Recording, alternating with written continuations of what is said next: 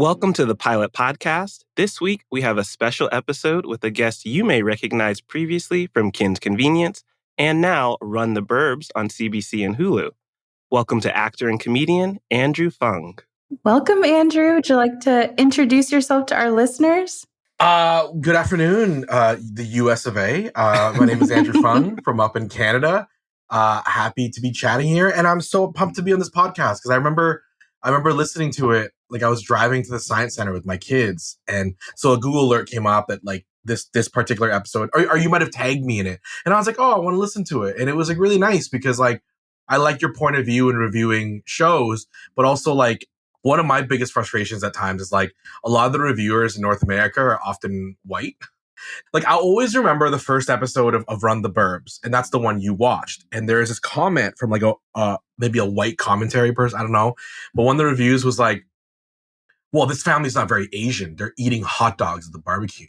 And I'm like, okay, yo, man, you got to see my dad at a barbecue. Dude loves hot dogs. Okay. Like, I just like, to me, it was like, you boil us down. Like, you think we're going to have dim sum at this barbecue? No, like we eat, like if you're like, cause like the thing is like when we're in North America in itself is a culture, you eat barbecue food. Right. And so it's like in that moment, I was like, oh, that's already going to be a bit of the struggle because at times I think there's a bit of a disconnect. And so for me, so much of the show is just normalizing our existence in a North American context. But anyways, yeah, when I was listening to your podcast, I'm like, oh, this is really nice because like there's a specific point of view. And I love that with content creators. I appreciate you sharing that. Before we get into some of our questions, I didn't even think about, you and your family having barbecue in that first episode. But my family also immigrated to the US or to North America, I should say.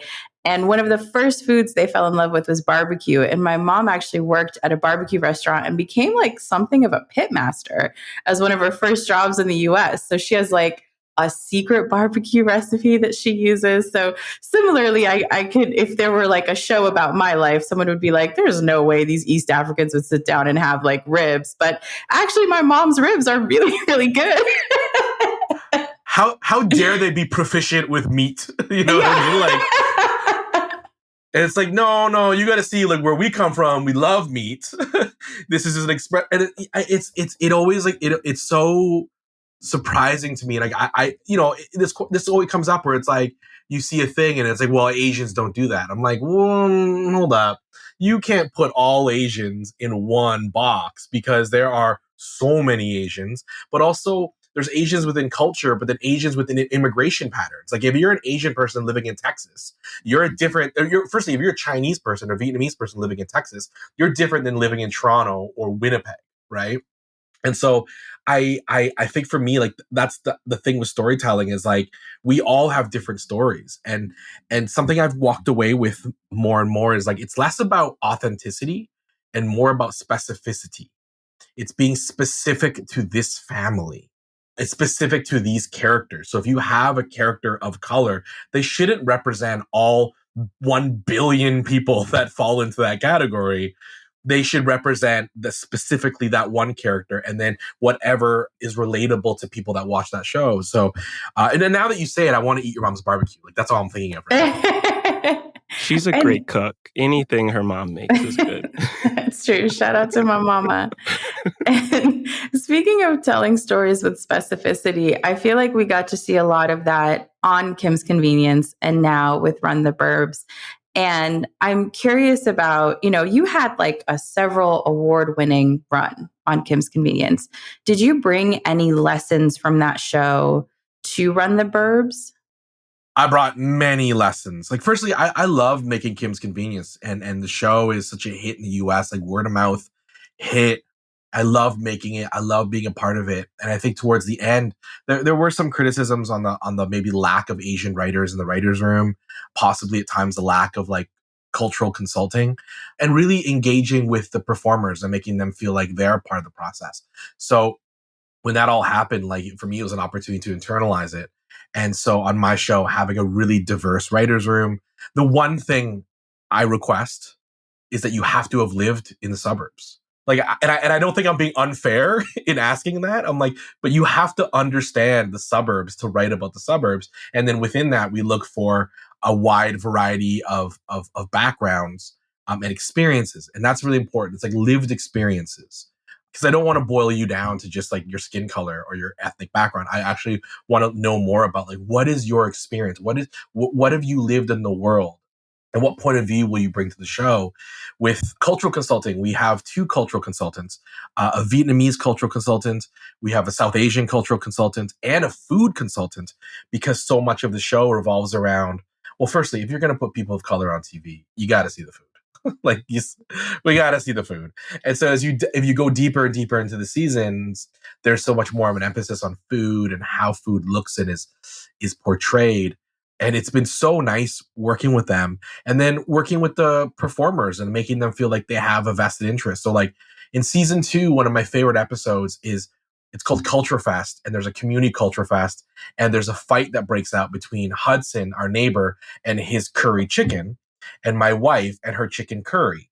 And then my mom rolls in and says, "Oh, yours both look and smell disgusting. Mine's better." In Vietnamese, it's "gà ri gà." And so it becomes a whole curry smackdown. And that came from Jonathan just going on and going into like a Caribbean accent and saying like, "It's curry chicken. It's curry chicken." And so it's like taking ideas like that, or even our wedding episode is built around a joke that Ali Hassan had pitched us, because he has emceed so many weddings. And so we're always like taking ideas from our performers. In season 3, we're doing an episode where my sister, who's played by Kimberly Ann Trong, Kimmy said, "I really want to dissect the role of Vietnamese women in our community." So it's like, okay, that's the inspiration for the episode. So it's always like connecting with the performers. Even Zariah Wong, my daughter on the show, turned 16, and she's like, "I would love to drive." All right, we're writing a driving episode. But yeah, it's those are the 3 pillars of like what I carried away from Kim's in the continuation of the work that Kim's did. And what I want to applaud is like, Kim's was like really one of the first of its kind to feel so authentic and specific and grounded. And so to be able to like carry on that torch means everything to me. But those were like really the big lessons I took from the show.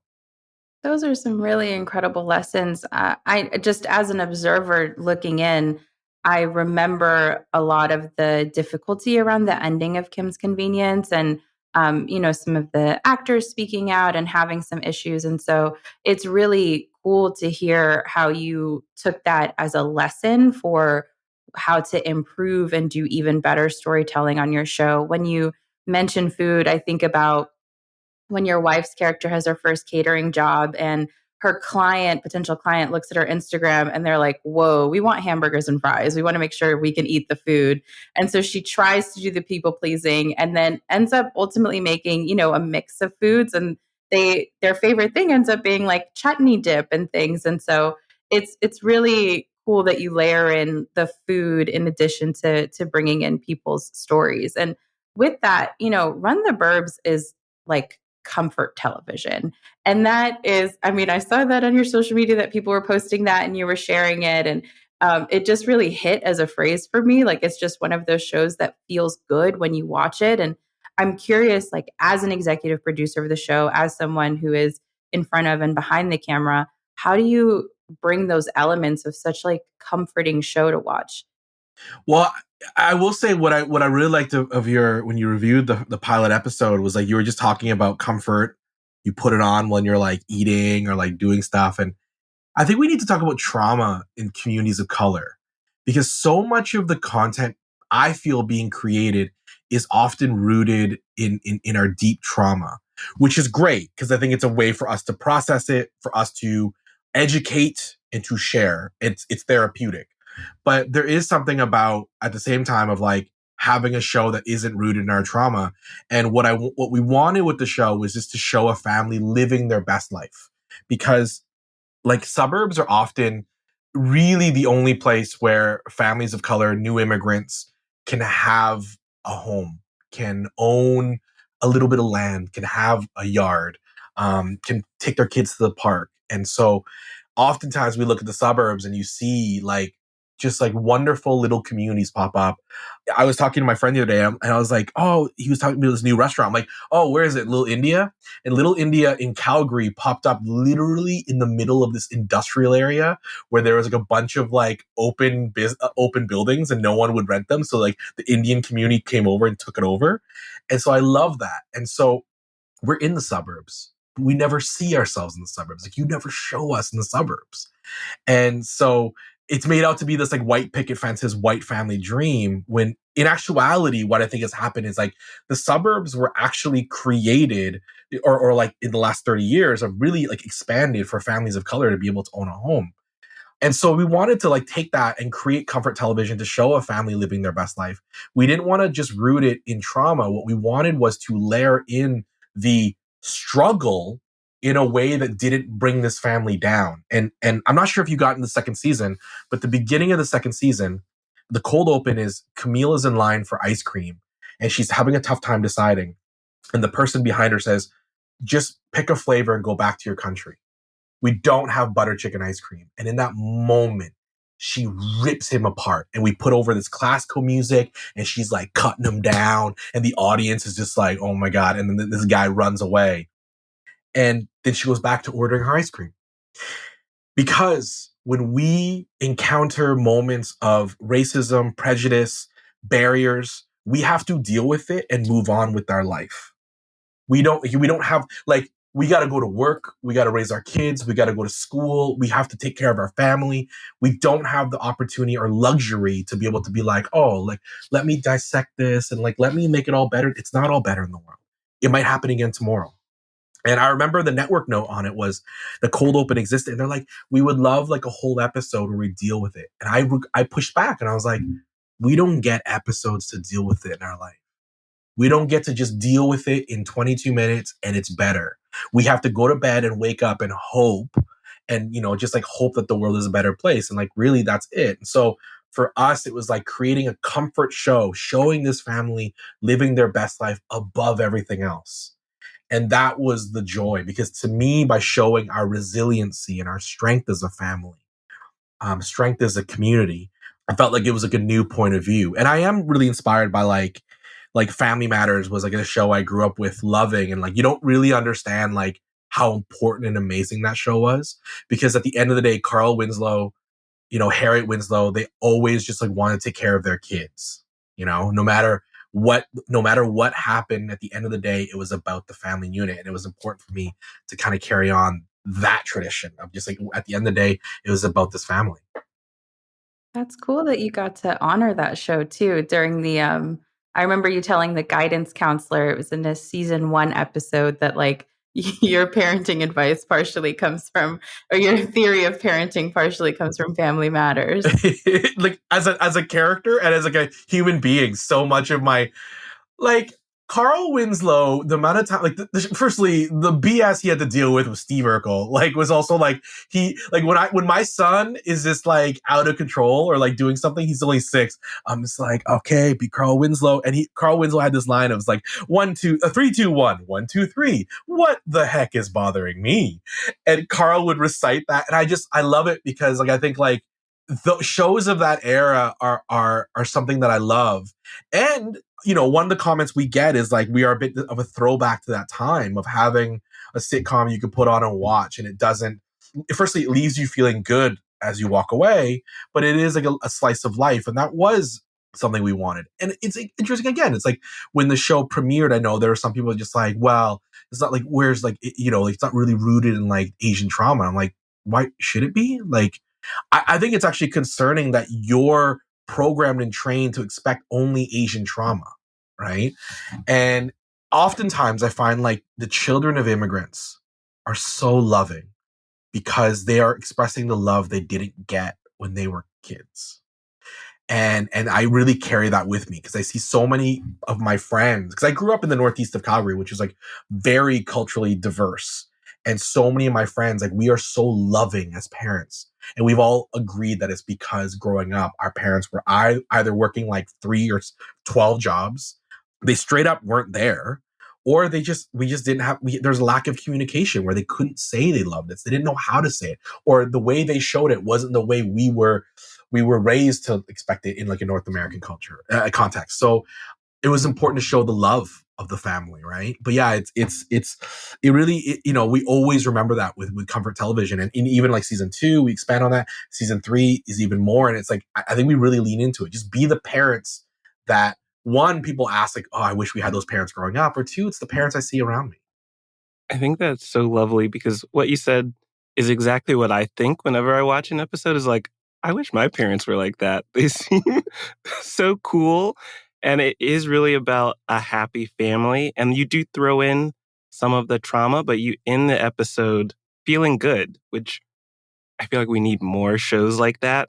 Me Too and I often talk about the negative things in the world and vent to each other.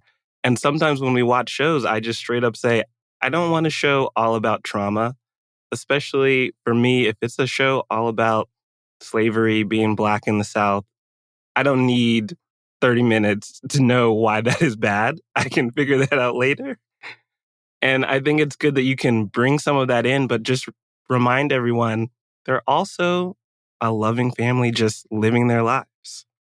And with that and telling that story, you've created the show, you're an executive producer, and you're writing some of the episodes. How do you balance all of those roles and star in the show? You're doing a lot. Oh, it's not easy. It's hard. Well, firstly, I have a really amazing team around me. Like my best friend, Scott Townend, is the co-creator. In season 1, 2, 3, we've had wonderful showrunners. Season 2, Anthony Q. Farrell came on board. He wrote on The Office, showrunner of the year up in Canada. I think he was one of the first or like only Black writers on The Office for a long time. And so having him to kind of like, and he's a dad like me. He's like very much like me. So him and I always having conversations. In season 3, Nilu Handa came up as a writer in season 1 and 2. Now co-showing with Jenica Harper. Again, lived in the suburbs. Jenica's a mom. Nilu is a South Asian woman. Her and I came up through improv together. We have a great relationship. And so it's like just building a really great team. I have a wonderful assistant. Her name is Alexa. And it's so funny because every time I say Alexa, someone's like, do you mean like the app? Is your assistant just like a Google app? No, I'm like, no, it's like a real person. She like works lines with me, and she's always like, her and I do improv together. I did improv together for years, and she's always like giving me tips on like, she's like, it'd be really funny if you did this. So season 3, Andrew really leans into being like a dad who's just trying. So she's like, okay, do a thing where like when you're talking to the kids, you try to dab and like make eye contact, like you're just like unsure, and it comes out so sad and pathetic.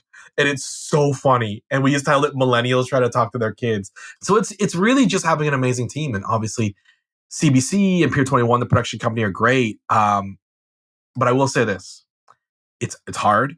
And I remember in season 1, I was a few times I was like really struggling. Like I was like stressed.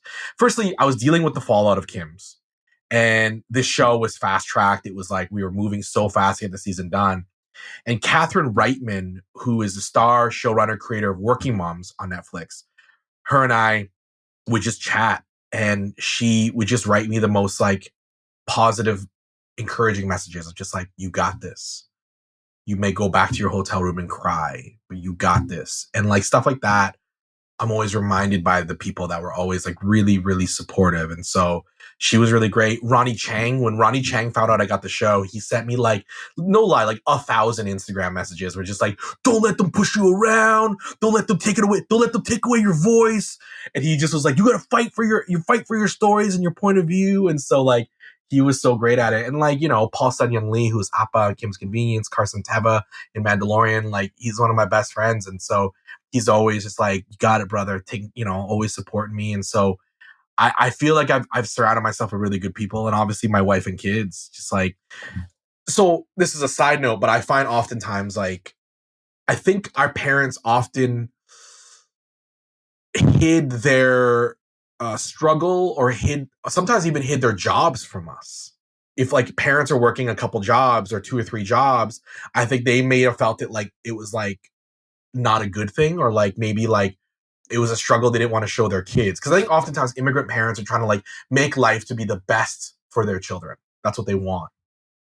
But I actually think my relationship with my dad became at its best when he brought me to work with him. I was 14. legally able to work in Canada. I don't know what it's like in the US. And he's like, do you want to come work with me at the factory? And my dad ran a metal factory, like welding and like metal pieces. So either like putting screws in, like stuff for like metal frames and stuff. And I went with him and he paid me $6 an hour, which was like so much money. And it bonded me with him because I got to eat lunch with him every day for summer. I got to see how my hands were like, sometimes they were cut up. They were so dirty. I came home just exhausted. And I was like, oh, I get it. I get it. And so I've really tried to include my kids on the journey of my job. So I bring them to show. If I'm doing a comedy show, I'm like, yo, you want to come?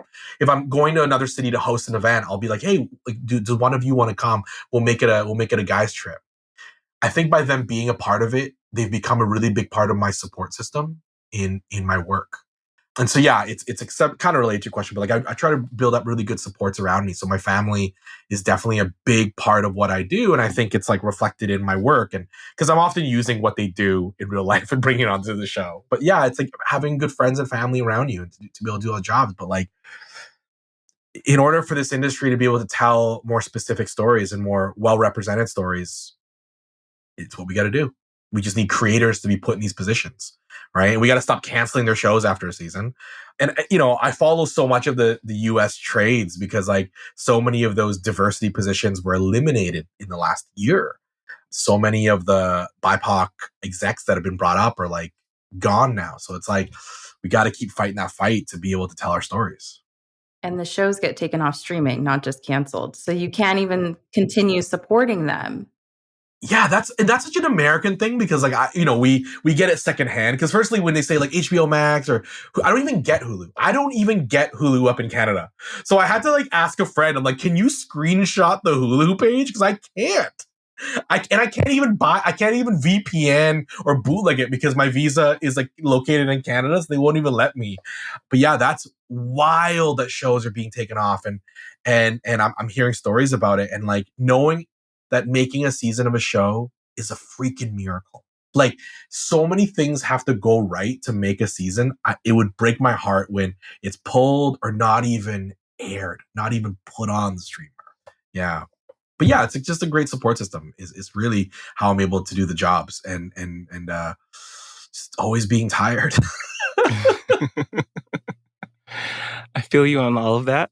And speaking of that great support system, you also have a great cast, and I feel like it's a nice balance.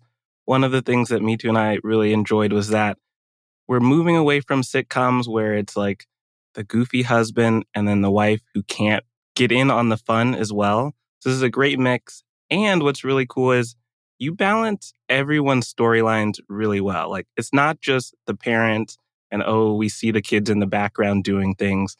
Everyone has their own moment to shine and their own plot arc throughout an episode. So how do you, I guess, plan ahead to balance everyone in the cast so they get their time to shine? This comes down to the writing. Well, firstly, with the casting, it's like casting people are going to be dynamite. And so, obviously, like my favorite is like they'll watch the pilot episode and be like, I didn't expect that from your wife. Like, I didn't expect Camille to be such a badass. And it was really important that when we set the pilot, we made it very clear that Andrew and Camille were 50-50. They're equally irresponsible, equally responsible, equal in the game. And one of my favorite lines from season 3 is we look at each other and we say to each other, I'll support your bad idea if you support my bad idea. And we're like, deal. And we high five. And it's in that moment, it's like, it has to be a comedy. So they have to get into trouble. So it's the bad idea. But they got each other's back no matter what. They're also the first person to tell their partner, hey, you're wrong. And I think that's important that the characters are able to have flaws and have strong moments where they're like their character is being very thoughtful. So yeah, it starts with Raki Morzaria, and then every cast member, like I could talk through the journey of casting every person, like the kids, like the hard part, and this is like, as we dive deeper into it, so many of the kids that were auditioning for the show had been raised through like a Disney system where like Okay, let me explain it. It's like the way they were doing the lines was very much like, oh, when are you going to be home from school? Like, it was just a very, there's like a Disney-esque thing, which isn't bad because I really appreciate and value Disney shows. But it's a bit of like trying to break that out of them. So with Zaraya, she literally did her audition sitting in a chair eating popcorn. And I'm like, this kid doesn't care. And I love it. She was like a true teenager. And I found out later on that Zaraya hadn't done any of those Disney classes. She was like, her mom had trained her, and her mom's an actress. So I just felt like she hadn't gone through that system. And then with Roman, he had come through the Disney side. He had done the kids' TV shows, but there was like this innocence about him that was just so charming. And then we knew that we're like, okay, if he spends time with us, we can get him on board. We can get him in the system. And he's so funny. Like, he's at his funniest when I tell him to stop trying to act like what we want, what he thinks we want, just to be himself. And the stuff he does is so good. Ali Hassan, who plays Ramesh, Jonathan Langdon, who plays Hudson, my neighbor, I knew it was him even before we did the scene. Like, we got in a room and I just was like, we were just like, firstly, Zoom. We like, because this show was launched in COVID. So I didn't meet any of the cast members until we were on set. But like, even just in the back and forth, I was like, this is my guy. And so, yeah, we're just like, Julie Nolke was a writer on the show. She has a big YouTube channel. And so it was easy to work with her. And Raki was also a writer on season 1. So like, for us, it was like looking people that were really close knit.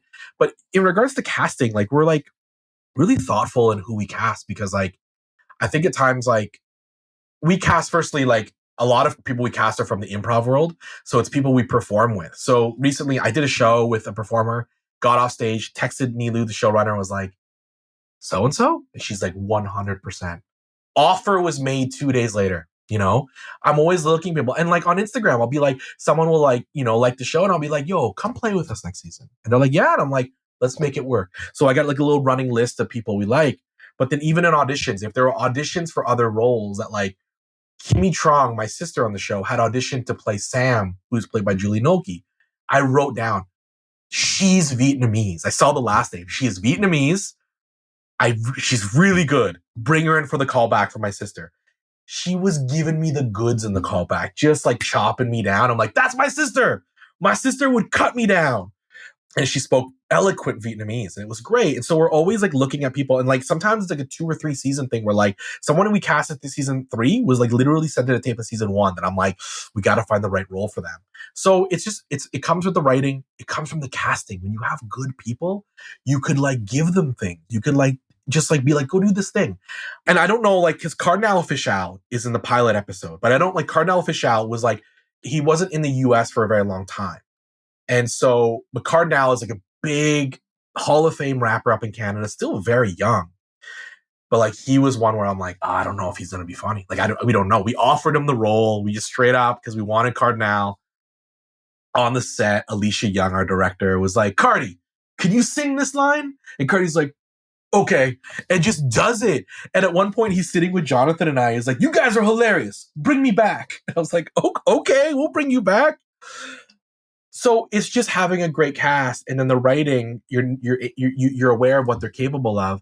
But I also go back to supporting the performers. Like in season 3, we made a big jump for the kids. Like we just like, the thing is, Kia's turning 16, 17. Leo's turning 13. We got to see them grow. And obviously, like, also with Kia's storylines, like, her storylines with her relationships are going to evolve and get bigger, right? And so we needed Zaraya as the performer to take that jump. We hired an acting coach to be on set with them. And he did such a wonderful job, Doug, like, just working through the scenes, teaching them the nuances of comedy. Zaraya took an improv class, like, during the year with adults.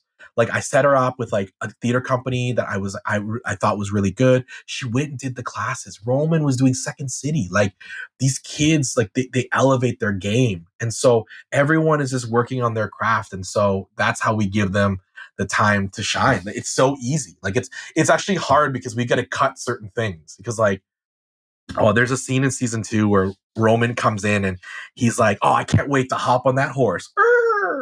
And I was like, okay, Roman, do it again. And we have the take. Roman, go again, but give me the sound the horse doesn't make. He's like, oh, okay. He's like, I can't wait to get on that horse. And I just thought it was so funny that this kid in his head thinks that's what a horse sounds like. And Andrew's just like confused now, like, that's a conversation for later. So they're on the spot. It's like, go improvise this thing. And they're like, we got you. And oftentimes in the show, a lot of I think the scenes that are people's favorites are those improvised moments and lines. So yeah, that's a long answer to get to that's how we let the cast shine. They shine on their own. We are just trying to spotlight it. That is so cool to think about, the fact that you started this show on Zoom, or the makings of it on Zoom. Because I think about the chemistry that you and the cast have. And I know that you call out the characters of Hudson and Leo. And I think about with Hudson, I was just rewatching the season 2 finale ahead of our conversation. And I think about when you need your bathroom time and he puts his headphones on, and those scenes, just how cute you are as friends, how funny, but also just the intimacy and closeness of your relationship. And then there's the scene with Leo where he's like, I'm growing up, and he has this little a mustache that he's drawn on. And there's a scene where he gives you advice about, we try not to do spoilers on the pilot podcast, but you get an opportunity for a dream job, we'll say. And he tries to kind of dad you, and you get up and you go, and he stays sitting there and he tries to drink a cup of coffee as if he's an adult, was a good dad. And just the scene of him really trying, picking up that coffee cup, taking a sip, and then being gross, I'm actually still a kid. This is disgusting. I was cracking up at that scene. It was just so funny. And you mentioned improv and how you met a few of these people that you get to play with on this show through improv. I'm curious about how much of that you're bringing in. So your cast members are taking classes. How much of your improv expertise is coming into Run the Burbs? Well, so many of the performers, if they're adults, have been doing comedy as a career, and so that's easy. And then the kids are taking improv classes. What we try to do is at least 2 takes where it's clean. We got to get the line. We got to get the line as is, because you got to respect the writers. The writers have put hundreds of hours into writing these scripts. And then when we have it, the director often will say, just try your thing here. Now stay within the lines, but try the thing you were trying to do. And I will say, a lot of the stuff with Andrew and Hudson, in season 2, there's this thing where we're there's the most handsome man on the block. And I say, oh, are you looking at a mirror? We go, mirror, mirror. And improvised.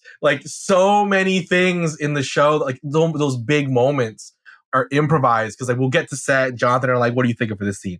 And then Raki and I, a lot of stuff in the bedroom when it's just her and I, we're yo, what are we thinking? What's the dance we're trying to do?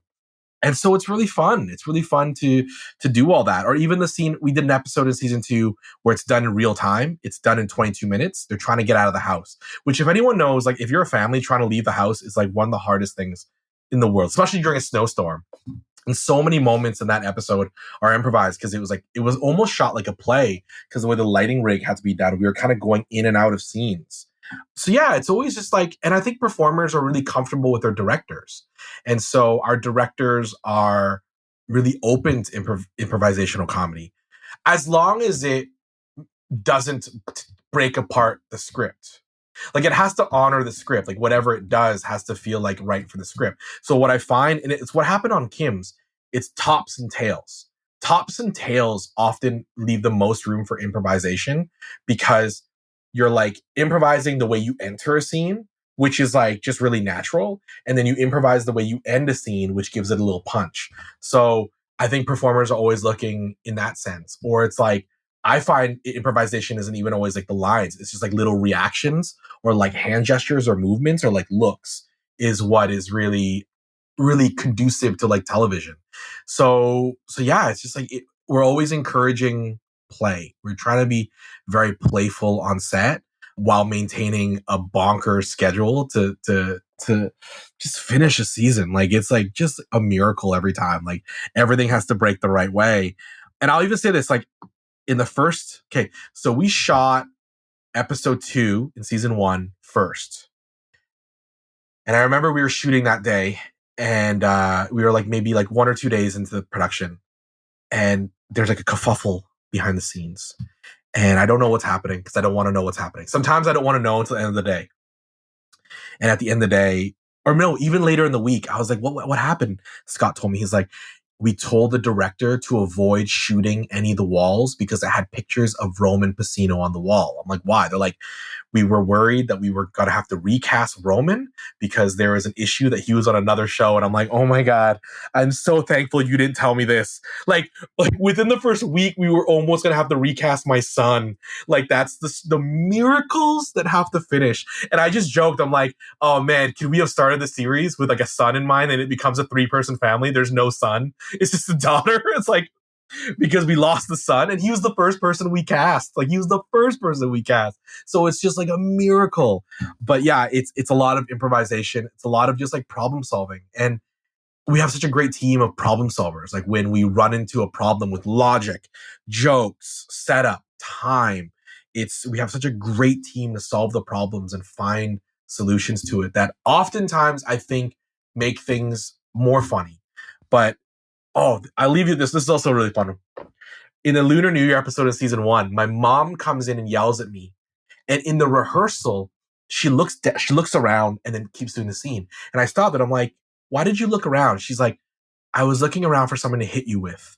And I'm like, hit me with it. She's like, yeah. And I'm like, how about you take off your shoe and you hit me? And she's like, are you sure? I'm like, I would love it. And Joyce Wong, I look at her, I'm like, is that cool? She's like, as a Chinese woman growing up in this is too real. So in rehearsal, she's just working me with this slipper. And I'm like, we cut to the take.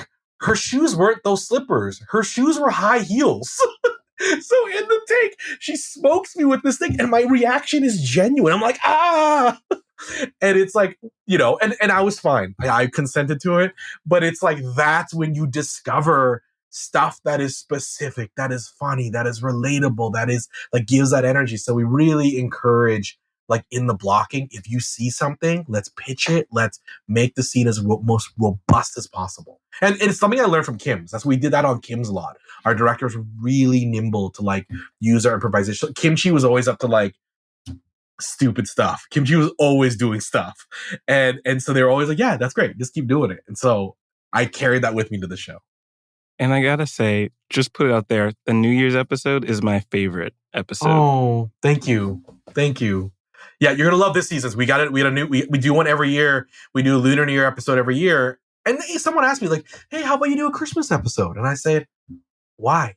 Every show does one.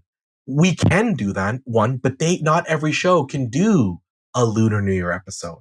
And the truth is, the same conflict that will come from your Christmas episode is very similar to the conflict that will come from a Lunar New Year episode. But what I want is the specificity of a Lunar New Year episode. I want to showcase my culture in a very beautiful way. And so people will be like, hey, you doing anything for Christmas? Just in my personal life. I'm like, I don't know, making nachos. Like it's, and they're like, oh, and I'm like, but you got to come during Lunar New Year. We rent a hall. We hire a Vietnamese DJ that's like 65 years old. There's a karaoke machine. We bring in decorations. It's fully catered. There's 150 of us. Like it's a party. And I'm like, it's just we celebrate we put our energy in different holidays. Right. And I think that's what we're trying to do with this show is just showcase and invite people into our home. Because that party, Lunar New Year, I remember 20 years ago, Lunar New Year felt like a very like within the Asian community. Now Lunar New Year is celebrated, especially in Toronto, everywhere. And so it's just like really welcoming people into culture. So I think that's the power of television. The power of storytelling isn't to like exclude. Storytelling and television is to include, is to welcome you into the world. And I think that's really important with the work that the shows are doing right now. And so to switch things up a bit, we see that you're going to be on Last One Laughing Canada. It looks like such a funny group of people all together. How did you face that challenge of not laughing?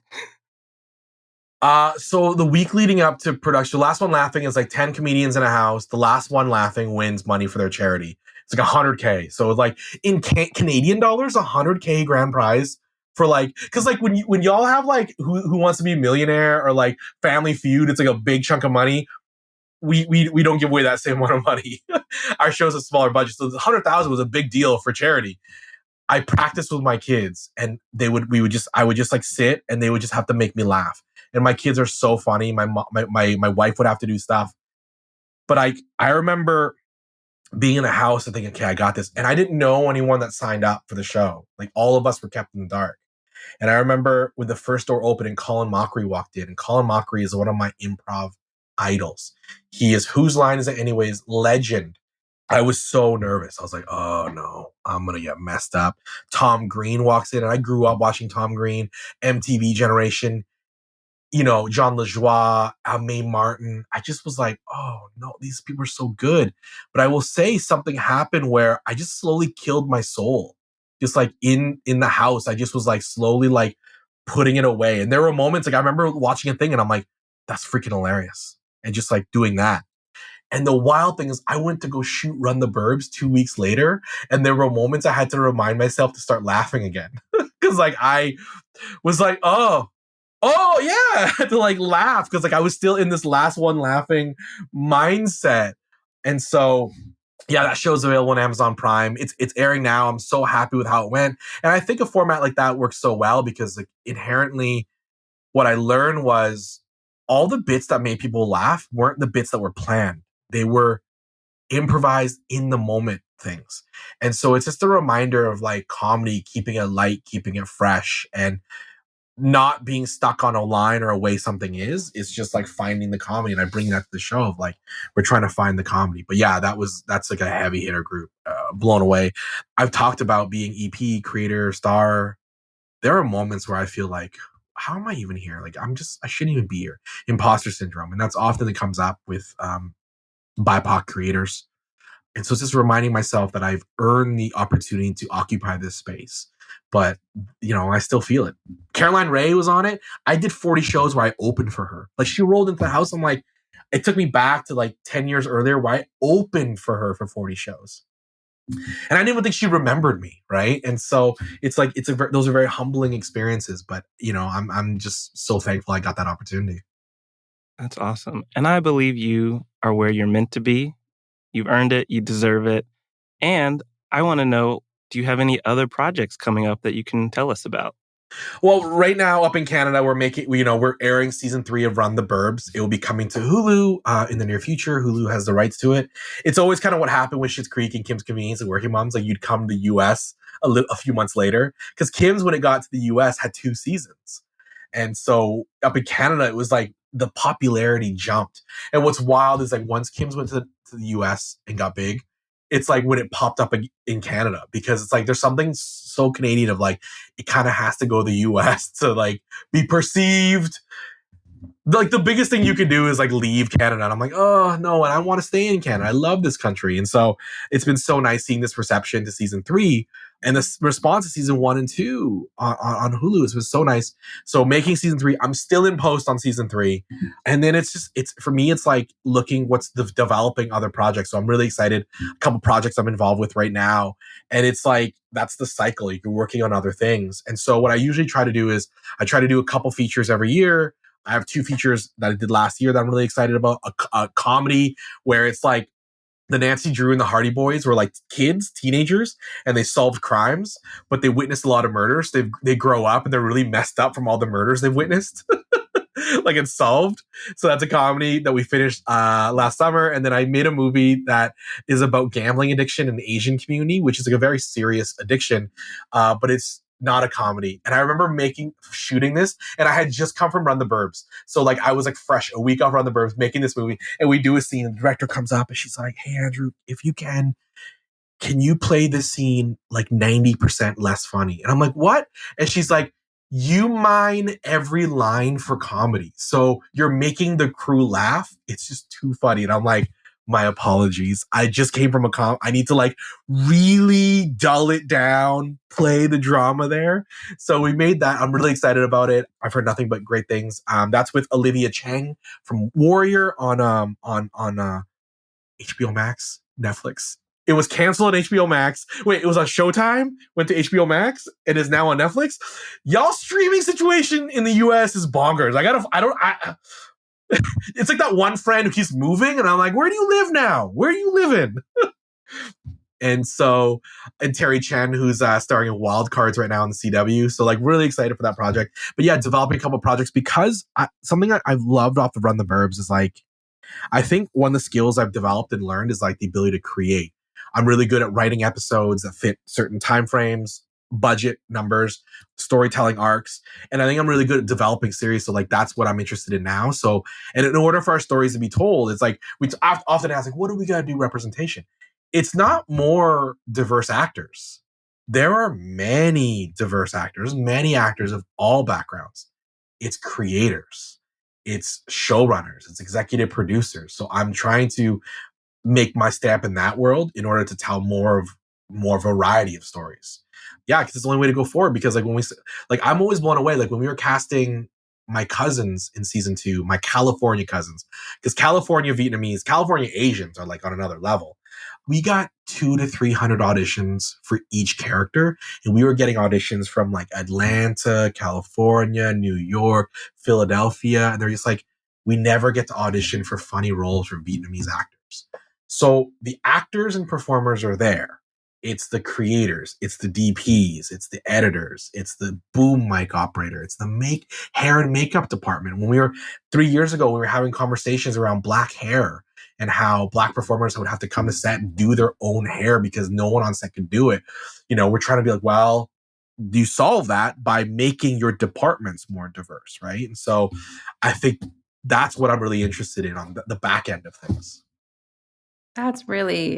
That's just a lot to, I'm just processing what you've shared. Yeah. No, but I'm really grateful for all of these things. And I'm excited to check out these projects. One of the things that my friends and I always joke about is like when we eventually like process, the quarantine portion of the pandemic, one of the groups of people we have to thank is the Canadians, because like Schitt's Creek, Kim's Convenience, Workin' Moms, like almost exclusively got me through just being in my house uninterrupted for like a year. And so I'm just excited to keep checking out your projects. Run the Burbs is definitely in that canon of just like very comforting and funny shows, and so excited for these other projects. BJ knows that I'm like obsessed with mysteries. And one of my favorite questions about these like Murder, She Wrote and Nancy Drews and things is, what do you do once you've seen like the 10th person die in front of you? Like, what is actually the aftercare for that? And like these small towns and these like Murder, She Wrote type stories where it's like, has 20% of the population been like murdered by the butcher? Like, what is happening? And so I'm very, very excited for what you have coming. And we always ask this question to the creatives who are very grateful to join us for these conversations. What advice do you have for people who want to make it in this creative industry? I saw in your bio that one of the ethos you go by is you learn by failing, but I'm curious if you want to elaborate on that, if you have any other advice. Yeah, like, I get a lot of like people reaching out, like young actors reaching out and like, what's your advice? And I'm like, I don't think I can tell you a thing that's going to unlock it, because like my journey is different from your journey. Like all of our journeys are different. Like I booked Kim's Convenience at 29. I didn't think TV and film was going to be my thing. So much of my work was in live stage work, improv comedy, hosting, corporate emceeing. And so I booked Kim's out of a Fringe Festival show. Like Ins Choi came to my Fringe show, saw me do improv, and then got me to audition for Kim's Convenience. So I'm like, what's important though from that story is like, he didn't come, it wasn't just being lucky. He didn't come and just watch a show. He came and saw my show that I had spent like hundreds of hours working on. And it was a 2-person action movie based on an audience member's life. So we would interview an audience member and then we would turn it into an action movie. So if you were a teacher, we would get some details. We're like, we present to you the teacher. And it's like sets up where like we're playing all the characters. So like the one character is teaching one day, and then there's like a bomb threat at the school, and the teacher has to like shut down the class. And then like they're just like, there's a teacher on the inside. They're more than a teacher. The teacher's like, I got a dark past. All right, a former Green Beret. Like like that's usually. And then we would do the whole action. We would play all the characters. And so there's one scene in particular, I always played a gang that was trying to take down the teacher, and the gang was always a family, and there was always like 12 siblings, and I played all 12 siblings. I would name all the characters. We all had different weapons. And so like that's thousands of hours of me working on improv. He saw the best version of myself. CBC saw the best version of me. And the reason I got there is because I spent all that time doing it because I loved it. So I tell people, like, my biggest piece of advice is like, don't look at acting, if that's what you're looking at, or directing or whatever, and see like the glitz and the glamour, because that is literally 0.0% of the work. Like that award show or that cool premiere happens one night out of the year, and it's filled with many, many sleepless nights or long days. So you have to love what you do. And so when I started doing improv when I was 16, I was told repeatedly by people around me, you know, you're not going to be an actor. There's no funny Asians. And I did it because I loved it. I did it not because I was trying to be a funny Asian. I did it because I just loved it. And it didn't really matter whether or not I made it, because it was like my side hustle. Improv was like my side hustle. I had a job. I went to university. I had a full 9-to-5, a career that I loved. And it wasn't until 2012 where like my side hustle was actually bringing in the same amount of money that my job was bringing in. And it just was saying yes to opportunities. And it was just trying to get better and better. And I had some rough shows, like some terrible shows. But my artistic director at the time would say things like, well, you get to come back next week and try it again. You're allowed to fail. And I'm really working on that with my kids. Like really encouraging failure or allowing us to fail. That's something in Asian culture, like, or immigrant culture even, like, because like your parents, like, I didn't come to this country so that you can goof around. I didn't come to this country so you could try to be a DJ. Like, you know, like they want us to be doctors, lawyers, engineers, right? And so it's encouraging failure, but like at the end of the day, I loved it. So the failure didn't matter. And so if you love acting, love it. Like I see actors giving up at 23 because they don't break. Samuel L. Jackson didn't break until he was like late 40s, early 50s. I always remember that because I'm like, Samuel L. Jackson, one of the biggest like blockbuster stars in this industry. And like, look at Ki Kwan. Like, what a story. What a story. Loved it as a kid. Couldn't do it. The industry didn't want him, but he still loved it. When he came back, loved it. That's why we're all cheering him on. And this is a side note, but maybe a year before he made Everything Everywhere All at Once, I was interviewing him at the Fan Expo in Calgary, because that's where I was living. I was interviewing him, Sean Astin, Corey Feldman as the Goonies reunion, because I did a lot of corporate hosting. I'm really good, and I'm a fan, so I love interviewing people in shows. And I see him, and he comes up, and he's like, what are you doing here? And I'm like, what? He's like, I love Kim's Convenience. And he hugged me and said, I'm so proud of you. And he said, all the young Asians are making me get the itch to go back to acting because I love it so much. 2 years later, he wins an Academy Award. You gotta love it, no matter what the obstacles are, whether it's you, your family, whether it's the industry saying we don't want you. You have to love it. And you may not be successful. And Ki Kwan's a good example. He may never have been successful again, but he loved it. So he was fulfilled in what he did. And he was always gonna, you know, always had that hankering to get back. And god damn, how good was it when he got back, right? And so, yeah, I always tell people, I'm like, you love it?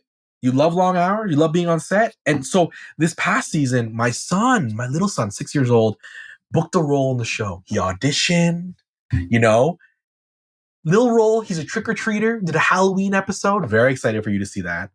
We do 3 takes. And he's like, Dad, can we go home? I was like, what? He's like, are we done? Are we done? I was like, buddy, those 3 takes weren't even your coverage. It was someone else's coverage. You got to do it. We do the scene like maybe 20, 30 times because of all the coverage. At the end, he's done. He's wrapped for the day. He looks at me. He's like, Dad, let's go home. I say, oh, buddy, I got to stay all day. He's like, till when? I'm like, 1 a.m. I got to stay till 1 a.m. tonight. He's like, oh. And I think in that moment, he realized, 1, how hard Dad's working. So it's that moment there. But 2, he doesn't love it yet. It's not for him. He doesn't love it. Afterwards, like, you know, he didn't bring up auditioning again, or like I brought up the thing, like, you want to do this? He's like, no, I'm good. He's like, he knows it. And I'm like, great. He doesn't love it. I'm not going to make him do it. I'm not going to make him do it.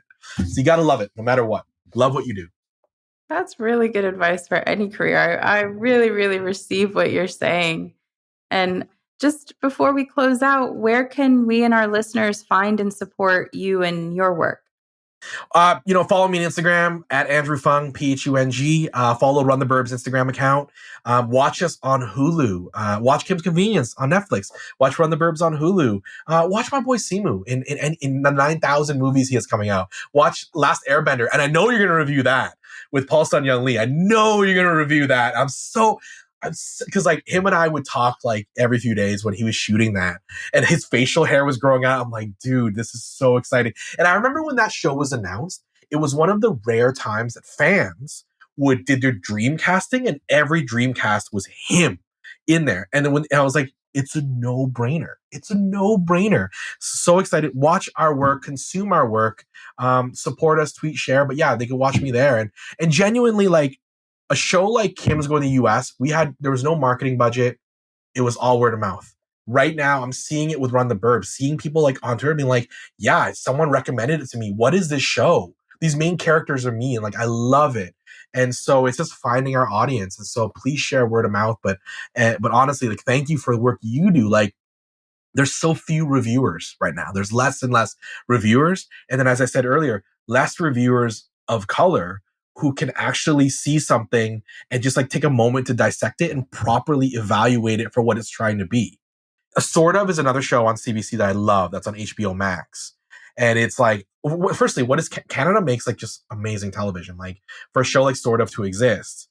But like a show like Sort of, a show like Us, a show like Shit, a show like Kim's, we all represent this country, right? All very different shows. And so, as you said, we held working moms, as you said, held you over in COVID. Now that quarantine and COVID is over, please keep watching our work, because that's really what will help us continue to make good television for you. Oh, I love that call to action. We will absolutely keep supporting. And we will also make sure to have all the links in the description when this comes out. And thank you so much for joining us. Yes. Thank you, Andrew. Yeah. Thank you for having me.